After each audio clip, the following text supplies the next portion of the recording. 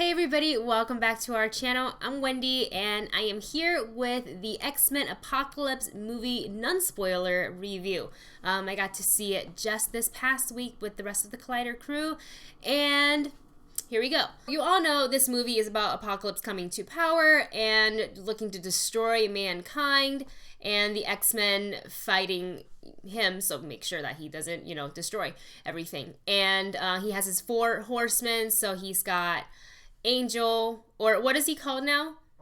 Archangel, thank you, with the medal. And I'm like, Iron Angel? It was so wrong that I wasn't even going to say it, except that I just said it. Psylocke, Storm, and Magneto. And they do make a pretty powerful team. And it was up to the X-Men. And it was, what I really liked seeing was the old and new X-Men coming together. So you have Beast, Mystique, and Professor X. And you're bringing the new kids, Scott Summers, Jean Grey. I don't know why I'm fumbling my words right now. Nightcrawler is really, really phenomenal. And for this film, I really enjoyed the new characters way more than I did any of the pre-existing characters.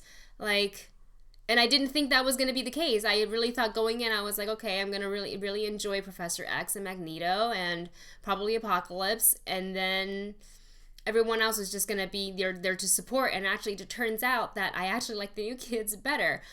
So overall, I liked the film. I thought it was fun, but I definitely had some issues with it. It's mainly pacing, and that part of it is mainly in the second half of the movie, which we'll get into as I move through the review.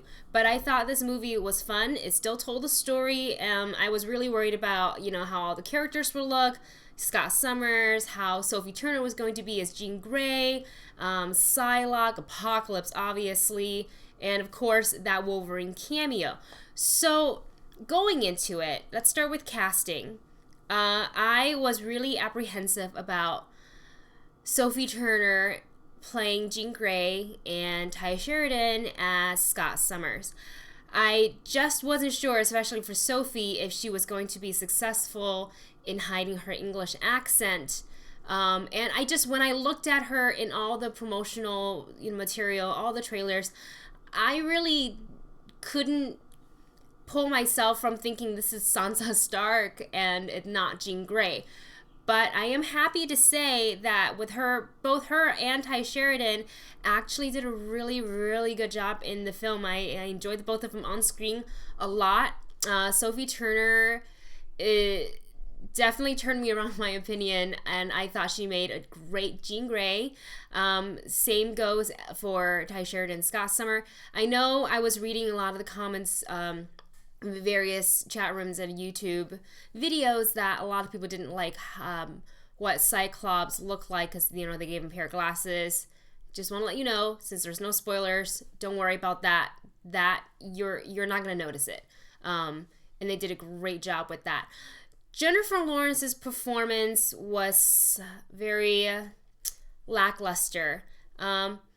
I know we're kind of oversaturated with Jennifer Lawrence right now, and she is all over this final trailer for X-Men Apocalypse, and she, for this one, her performance was was lacking the Jennifer Lawrence that we've seen in Silver Linings Playbook and in the first Hunger Games, and all the emotional stuff, all the lines that she was saying.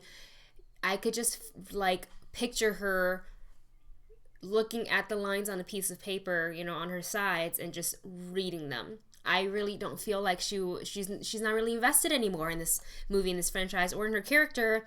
I really feel like she's just done with Mystique. She's done with the X-Men franchise, and she's ready to move on to something else.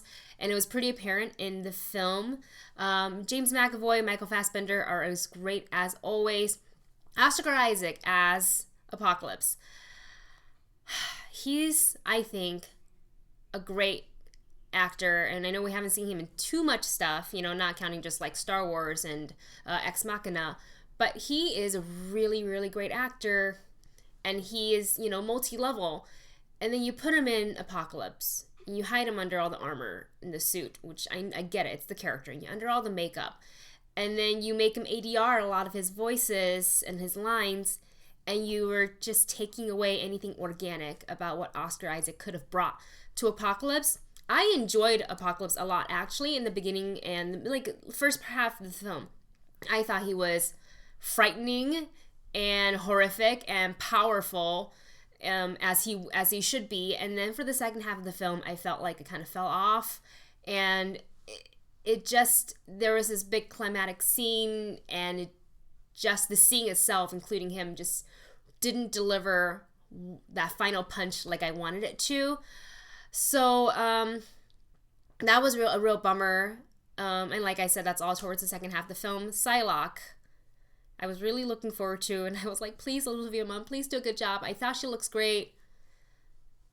I didn't like her, and that's all I'm going to say, because if I say any more, then I'm going to go into spoiler territory, and this is a non-spoiler review.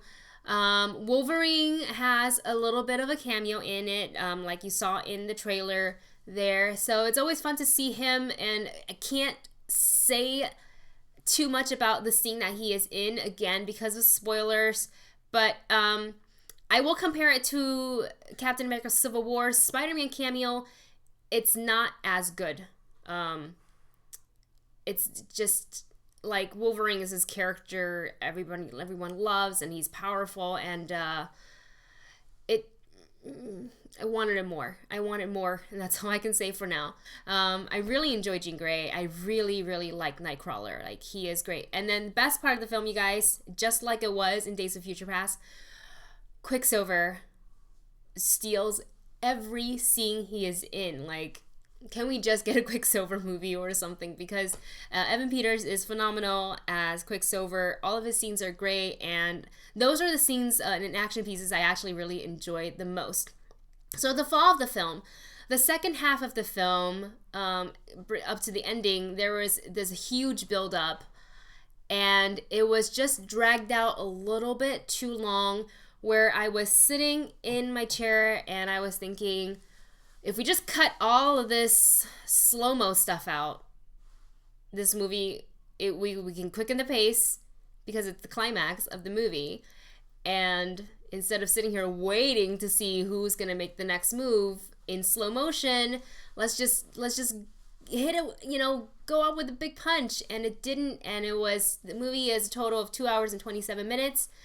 It could have been shortened by about 15 minutes. Like, if you just shaved some of that stuff off, this would have been a great movie. So I still like Days of Future Past more. This one, you guys, don't get me wrong, this is not like me bashing on the movie. It's still an enjoyable movie. My problem with it really existed in the second half of the movie. So with that said, without spoiling anything else, I'm going to sign off. I hope you like this review. Make sure you check back to our channel for the spoiler review that I can do with Dustin once he's seen the film with me. And don't forget to thumbs up this video and subscribe for more. Thanks, and I'll see you next time.